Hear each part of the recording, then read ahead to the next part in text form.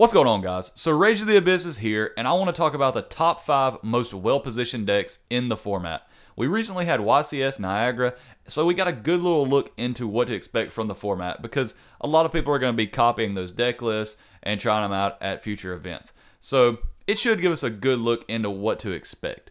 None of these are going to be in order. You can take any of these 5, mix them up, and I'd probably be okay with it as far as like which one you think's the best. But it's just really up in the air at this point because we don't really know. So number 1 on the list is Fire King Snake Eye Azamina, and I think I can back this up with the fact that it just topped a YCS, or it just won a YCS, which is, you know, a really big deal. The deck has a super high ceiling. If this deck goes uninterrupted, if you open no hand traps and they open a starter, you're pretty much cooked, because this deck, the layers of interruption are very, very good and very powerful interruptions. You think of like a Kirin pop, you think of a Princess pop, you got Zelantis Raging Phoenix to OTK people, you got, not to mention all the stuff floats and it just comes back, and then you got like these big bodies on board that you just can't deal with.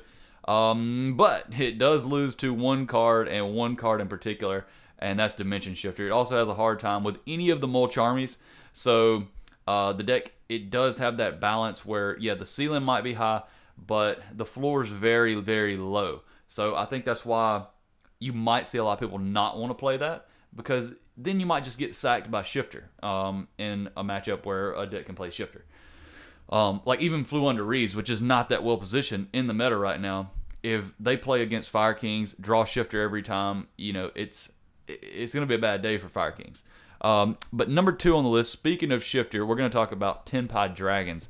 This deck is very well positioned in the format because it can play all the unfair cards. Heatwave, Shifter, Fuelos, Perulia. All of these cards are insane. And yeah, it's a deck that can just sack you out of nowhere. You get Shifter, Mulcharmage, you pass. They activate Field Spell, Normal Summon Hydra.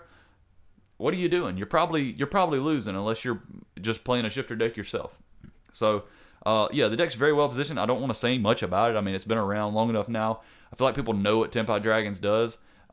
It's made to FTK you. One of the issues with it, it can't go first that well. You know, everybody who tries all these different Ultimaya to Zulkin lines, the Secret Village of the Spellcaster with Ancient Fairy Dragon and all that jazz, it's just not.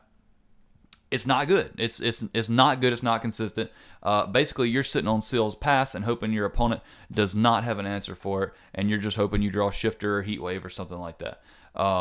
It's just, that's where it's at, but it's still a great deck, and it's a very affordable deck when compared to some of the other ones. You know, if you don't play, even if you don't play the Mulch armies, you can still have a very competitive deck for not a ton of money.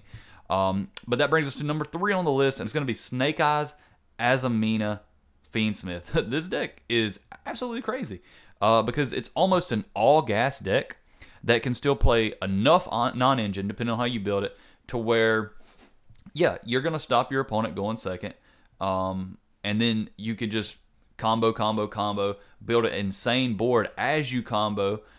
So even if you miss the OTK, you still have this really good layered interruption board. Not quite as layered and good as the Fire King Final End board, but still very good. One of the issues that this deck does have is you commit a lot of resources to make your plays. You think about it: Summon Witch, pitch 1. Activate Deception, pitch 1. These leave you with a no card hand a lot of times, and you are depending on your on your on board interruptions a lot of times. I can't name how many times I've been playing against this deck and they pitch a hand trap. Like, I'm like, oh man, that's terrible. So you're committing a lot to this, but the ceiling is very, very high. Coming in at number 4 on the list is going to be Yubel, a deck that is still very powerful and still has the best inboard out of all these decks, but it loses very hard to the Mulch armies. Really, both the Mulch armies give this deck a lot of trouble. And it has just kind of a poor matchup going second into some of these other boards. But as for a going second deck, it goes second better than a lot of decks. But, you know, if you're going to bank on going second, you should probably just play Tenpai Dragons. Another thing about Yubel is, yes, it does lose to Shifter. It does have a better matchup into Shifter than the other decks, though, because you're ending on usually a Soul of Rage plus a Phantom of Yubel, which, against a lot of decks, that can actually, you know, buy you another turn, and then you can proceed with your combo and do all the crazy stuff. But you do have to commit a lot of resources to make that inboard that you're probably not going to get back under Shifter. So just be careful with this pick. I think as the format goes, you'll probably see this deck fall off a little bit just because people don't want to run the risk and play the Molcharmy Lottery with the deck. Number 5 on the list is a deck that I'm playing right now, and I'll probably be playing at any competitive events, and that's Centurion. Centurion is absolutely crazy when it goes first. It's like, if I go first with Centurion and make the full inboard, I don't think any deck out there can break through it and win, because the typical inboard is a double Cosmic Blazar Dragon, which is insane. One of them, of course, you make on your opponent's turn. I mean, you have the option to make other stuff, of course, but typically that's what you're going to summon. So you have 2 Omni Negates that work. Actually, they work under Skill Drain. So even if you're under Skill Drain or you're siding Skill Drain, you can actually still have 2 Omni Negates under Skill Drain and big, huge bodies that come back. So there's like all kinds of neat interactions. It has a great Tempai matchup because if they leave a Blazar on board and they declare attack, you're just going to negate the attack and all your stuff's going to come back. And if you got 2 Blazars coming back on the follow-up, plus like maybe a Legacia, and typically you're going to have a starter in hand because you're going to get follow-up typically.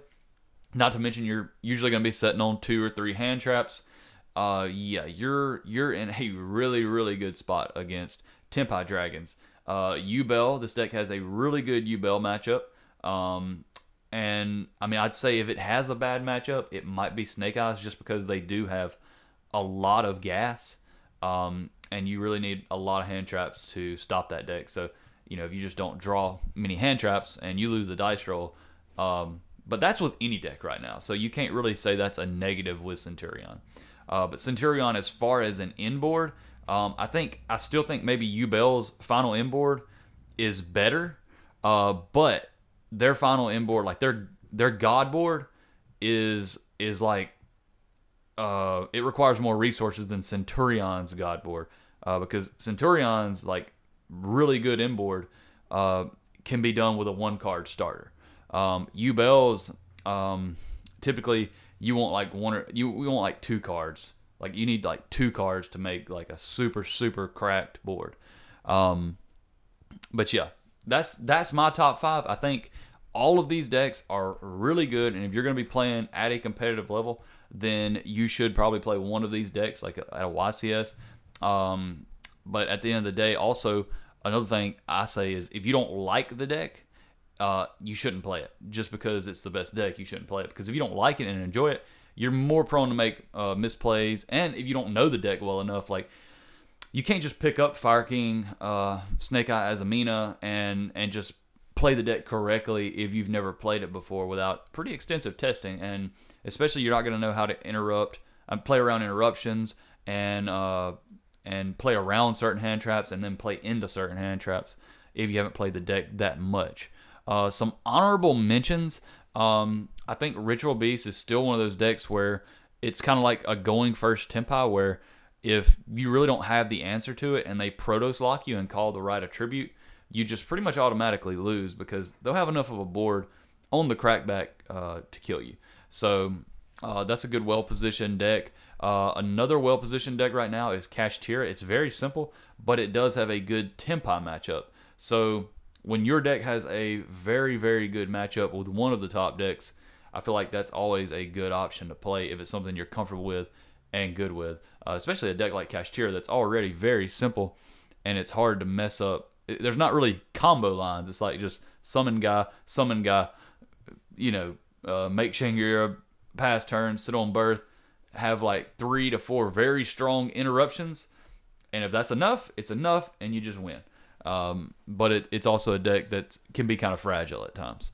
And then maybe one other one, and this is going to just encompass a lot of decks, trap decks. Trap decks are very hard to interact with for a lot of people, because number one, a lot of people don't know what a lot of traps do. Like, they don't keep a very good knowledge of like what Dynamorphia Frenzy does, or what I mean, of course they probably know what Linear Equation Cannon does with Labyrinth, because if you get that resolved on you one time, you're gonna remember that card. But any of those trap decks, like Dynamorphia just got 2 tops recently at a regional, it was a Denver regional, which is not just a super small regional. So I would say even Dynamorphia is a well-positioned deck, because it doesn't care about Shifter as much. It doesn't care about Perulia, Molcharmies. And if it goes first, it's one of those decks. Typically, any trap deck, any heavy trap deck like Labyrinth, Dynamorphia, and we'll even kind of encompass Runic Stun in that. All those decks are very well positioned, especially if you go first. Like, you should be winning most of those games that you go first, unless you run across the random guy that's playing Lightning Storm and Duster in the main deck. But decks like Dynamorphia, they're going to be running a lot of counter traps that will deal with that card anyway. So, but yeah, that's it. That's all I have for the video, guys. I hope that everybody has fun this format. I really think that you can almost play anything you want and do well. But if you want to be like very competitive and win events and compete at the highest levels, I think you should probably play one of these 5 decks. That's just my opinion. But if anybody has any other suggestions, maybe I missed a deck, please let me know in the comments, and we'll see you on the next one.